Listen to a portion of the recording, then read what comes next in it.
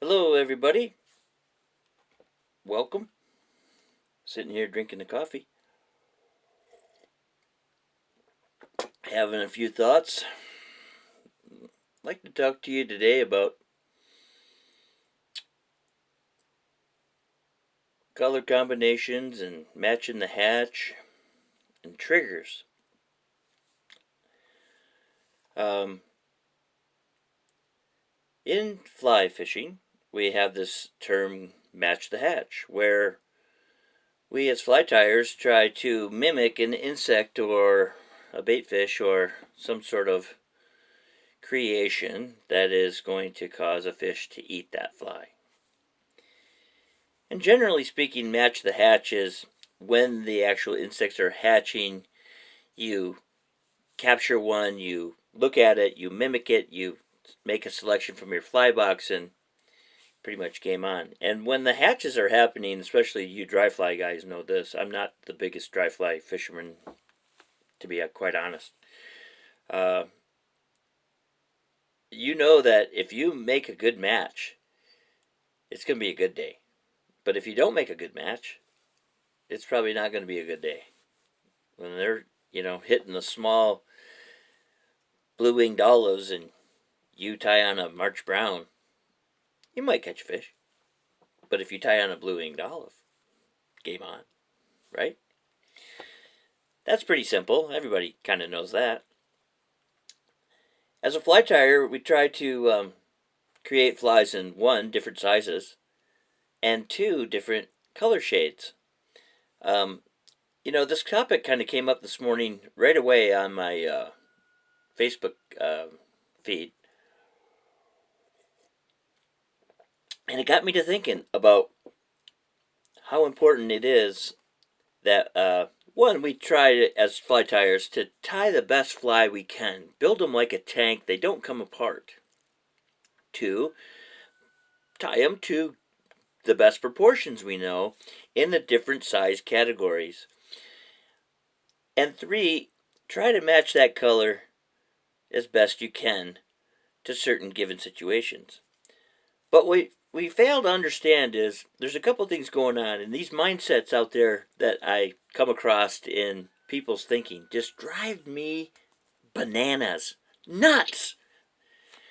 That if I don't, let's just say, for the sake of this conversation, the best way I can explain this is if I had a blue-winged olive and it had 10 different shades, and we identified those shades as numbers, shade 1 through shade 10, some of those guys out there are like,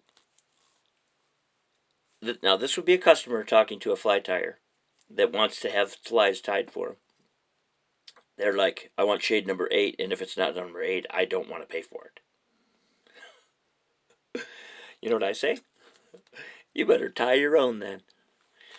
My buddy Nakamura Tessentio, two trout we call him. Actually, we call him two steelhead now. Um, he he had a little bit of a quandary where he was so concerned about making sure that color matched, and he really couldn't get the color to be the way he thought, and he couldn't even make his camera mimic what he thought needed to be mimicked. And I told him, I said, I think you're overthinking it.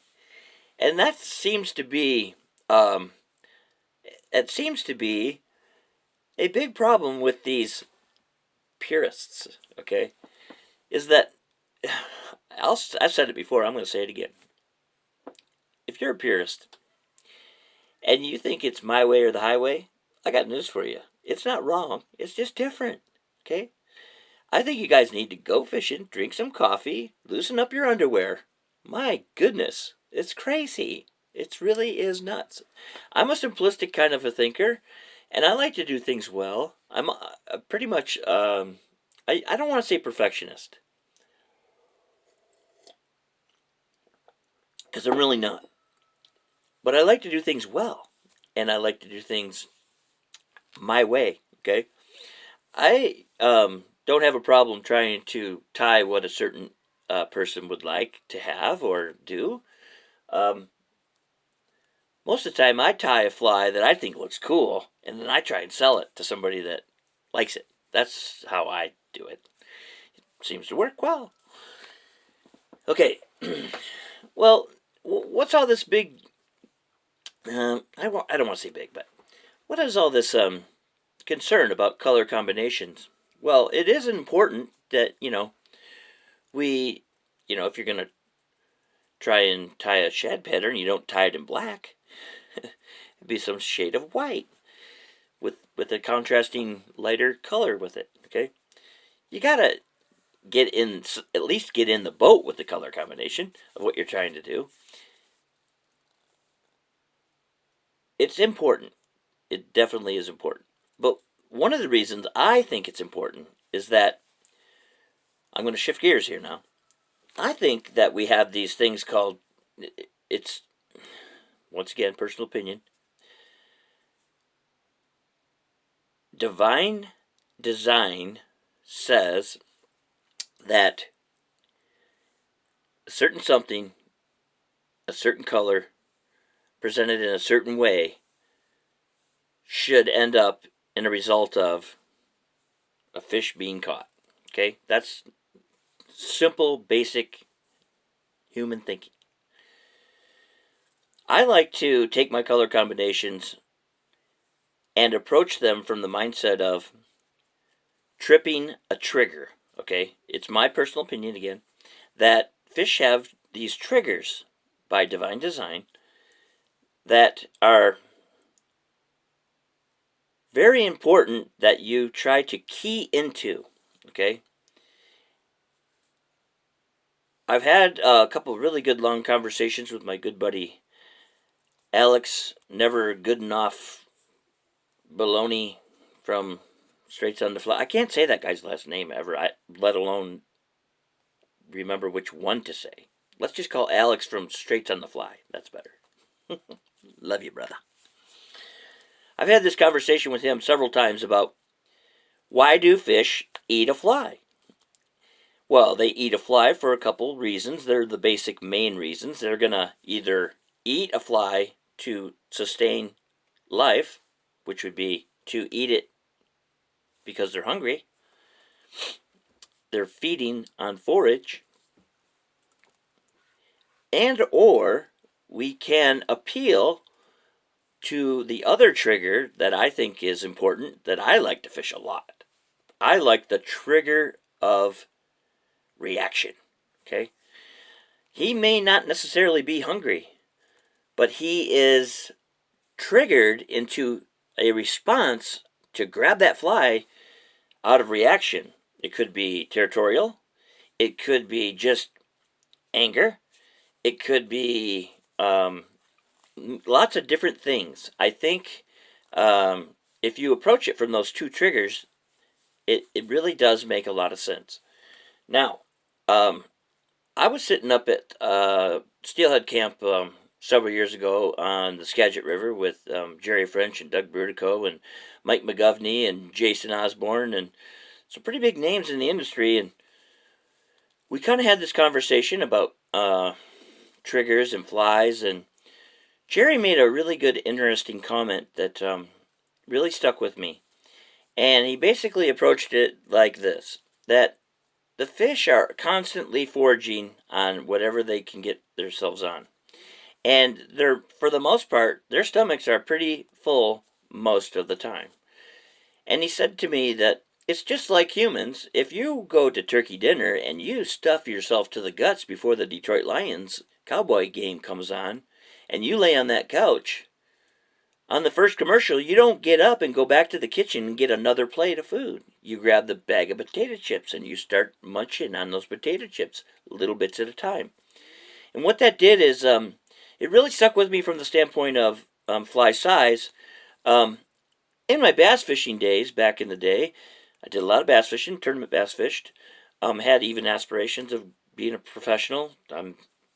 Didn't go that route. Didn't work out. But my theory in bass fishing was big bait, big fish. And it's still to this day, I love to throw big baits for bass. But more so often than big bait, I think we could probably improve our ability to get a tug on a swing or a presented fly in any fashion, whether it be single hand or spay, whatever it is, if we scale down our approach, scale down our presentation, and that scaling down is along the lines of that potato chip. They're just gonna munch on those potato chips because they can. All right, now I have been tying a lot of sculpins lately. I like sculpins. I'm tying this sculpin up for George Cook right now. And we all find that there's certain individual categories that appeal to us. The bottom dwelling category for me really sticks out. As a bass fisherman, my number one go-to lure was a jig and pig, a rubber skirted jig with a piece of pork rind on the back of it, and it represented a crawdad. Whaled on some fish with that. Really loved it, pitching and flipping it. I had it down. And then as a fly fisherman, that transformed into the fly world as, the sculpin for me is number one bottom dweller. It also, I don't know if you know this, but the sculpin is vehemently hated by the steelhead. And because of that, because it's trying to get to that steelhead egg and eat them, and the steelhead has this, I don't know, let's say divine design inside of them that says the sculpin is bad news. It's a predator of my egg. I need to eat every one I can.